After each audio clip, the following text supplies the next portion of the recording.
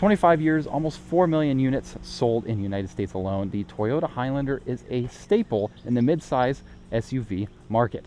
Enter 2025, Toyota released the 25th edition Highlander. The 25th edition is limited to 2,500 units. It's got exclusive interior colors and a new heavy metal exterior color. You can also get this in windshield pearl as well. I've been living with this all week. I've put about 450 miles on it. I've moved in it, I've run errands, I've taken it to work.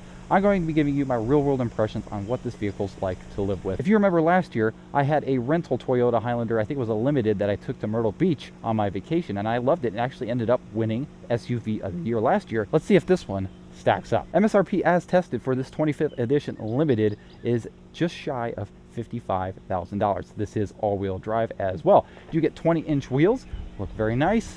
You get running boards that run along the side. They are illuminated door sills. You even get a 25th edition like glowing logo that shows on the ground at night. This model does come with roof racks here. The Highlander Hybrid can tow 3,500 pounds. You can get the turbo version, which tows like I think 5,000 pounds or so. Back here you get almost 50 cubic feet of space. I've hauled a lot of stuff back here this week. I'll put some pictures in on all the stuff I've hauled. And with the second row folded down, you actually have over 80 cubic feet of space to use. I didn't know the second row folded down because, check this out, I didn't read, and I was like, oh, well, I guess this can't fold forward, but also have to pull another lever down here and then it folds so you can use the second row for storage. Under here, you do get a little bit of storage. You do get a spare tire underneath the vehicle. There's your tools for that as well. You have a 1,500 watt inverter outlet back here. No power folding third row in this model, but it's easy to lift the seat up and fold it back. With the third row up, you do get 16 cubic feet of space behind here, enough to put a couple suitcases or some groceries. To get in the third row, you just have to climb back here. For kids, this is okay. For an adult, it's not okay. This interior color is exclusive to the 25th edition. It's called Portobello, and I think it looks really good. It's very rich looking brown. Let's go ahead and step into the second row here. Plenty of space behind the driver's seat, couple map pockets, your own climate controls, another 1,500 watt outlet back here, a couple USB-C ports. You even get peasant blockers back here as well to keep the sun out. This model does come with the sunroof, but no panoramic sunroof, unfortunately, for this trim. Let's go ahead and take a look at what's under the hood. So under the hood of the 2025 Highlander is the same 2.5 liter hybridized four-cylinder mated to an eCVT. Makes about 243 combined horsepower and returns about 35 miles a gallon combined. It works great, it performs great, has legendary reliability. We'll get into the driving characteristics as we go along. Smart key access, LED turn signal mirrors. These also are defrostable mirrors as well. Two-person memory seats, heated and ventilated.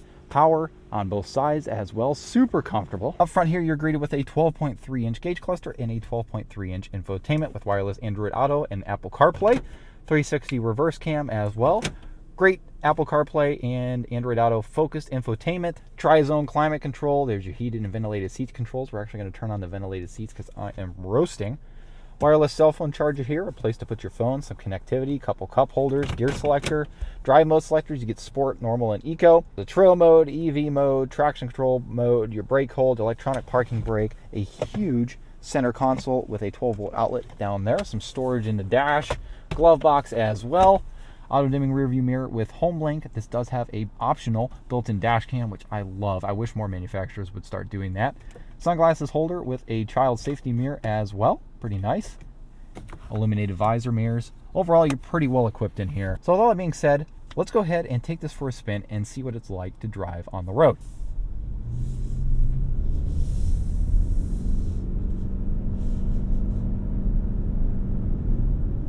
As we set along the way here, you can hear that signature Toyota hybrid drone. It's not too loud in here, in my opinion. Could use a little bit more refinement, but it's not as droney as a RAV4 or some other Toyota products that I've tested. The gauge cluster might be flashing in the video, but it's not flashing in real life. It has to do with the frame rate mismatch. I've tried all different frame rates and I can't seem to get it to not flicker, so bear with me. Gauge cluster is showing I've been averaging 35.5 miles a gallon this week. I've put about 417 miles on it, and I actually still haven't filled up. I got 62 miles left on my tank, which is nice. Love the inputs here. Everything's within the driver's reach except the volume button, which is all the way over there, but you can just control it with your steering wheel. I think they did that for like maybe passenger ease. Here at 55 miles an hour, it's very quiet. There is a lot of wind out today, but it's doing a pretty good job with road noise and wind noise.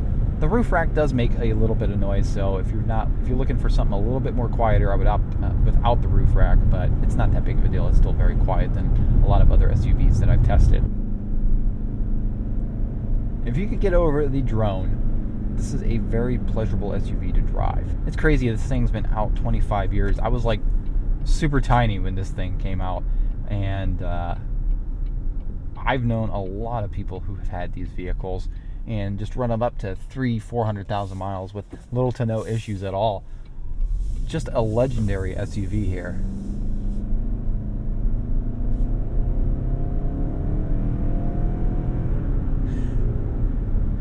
All right, we'll take it easy after the 0 to 60 we do up here, so it's not just completely droning the entire video. Let's go ahead and put it in sport mode. Come to a complete stop. Wait for the gauge cluster to go back into its regular thing and floor it.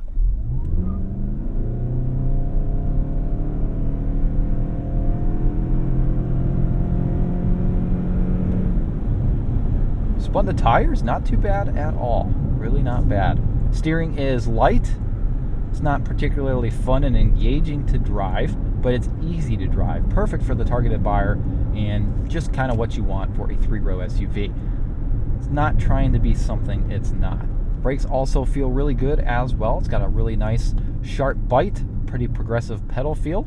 I know a few years ago I had a rental Highlander and it had that weird Toyota brake pedal where it was just regen and then brakes. They seem to have tuned that out and fixed it, at least for 2025 or this particular unit. You do get Toyota Safety Sense 2.5 as well. Adaptive cruise control, lane keep assist.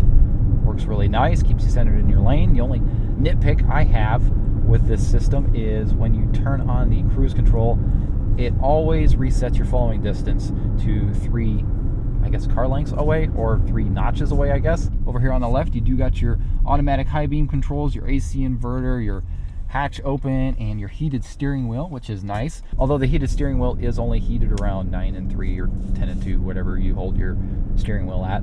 It's not all the way around, which is a little bit of a bummer, but it does work well. It keeps your hands toasty. Great visibility all the way around. You got blind spot monitoring in the mirrors. Great visibility out the back, even with the 3rd row up, in the headrest up. You can still see what's going on back there. The only real complaint I have about the Highlander is the price. The price is pretty high, in my opinion. They do hold their value on the used market. I've actually tried to price one of these out and get one myself, but they're just a little bit too far out of my price range. All right, now it's time for the night sights and stereo system test, where I test out the stereo and I also play B-roll of what this vehicle looks like at night. This has an 11 speaker JBL sound system, so let's go ahead, play a song, and see what it sounds like.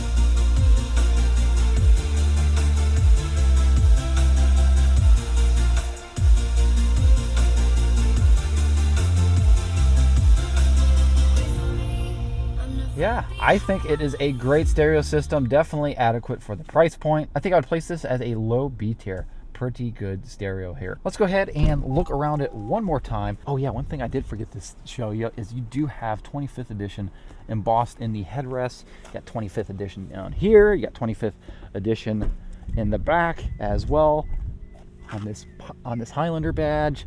And I'm sure you guys saw this earlier. You do get special mats that say 25th edition as well. Shout out to Toyota for providing this vehicle for me to film this week. It has been a pleasure. I've certainly enjoyed my time in this. Please be sure to like and subscribe and comment. Let me know what you guys think about the Highlander. I'd like to hear your guys' experiences with the Highlander as well. I mean, I said it before in my video, I know a lot of people have had these. I've ridden in a ton of these from when I was this big to now. Just a legendary SUV here. So yeah, leave a comment. Please be sure to like and subscribe, and we'll go ahead and see you in the next video. Take care, everybody.